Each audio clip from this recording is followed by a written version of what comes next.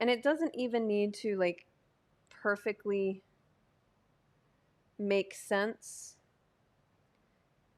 because we kind of, I mean, just the general idea of this, it visually, we get the feeling of rocks. We get the idea of rocks.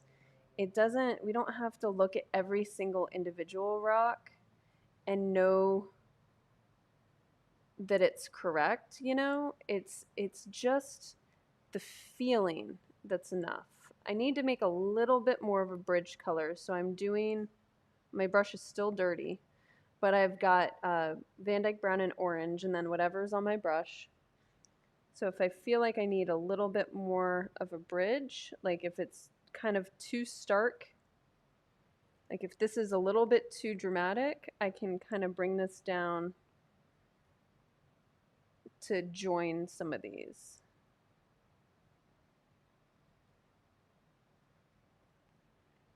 So it, you know, this feels like rocks. It feels like a rocky coast. It doesn't have to be 100% accurate for it to make sense to our mind.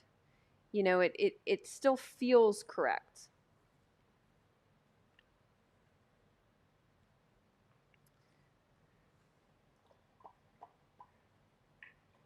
Our job as artists isn't to accurately depict the world. Our job as artists is to depict the feeling of what we're seeing and the emotion of what we're seeing.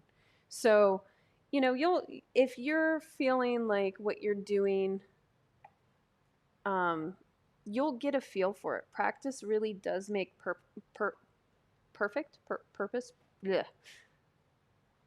See, I need practice to perfectly make my words correct. We're all in here and human. All right, now I almost forgot about these rocks out in the distance, but they kind of felt like rocks, so I didn't need to worry about them too much, or I really don't need to give them much, if any, detail, because they are further apart. They are further away, so they don't have as much detail.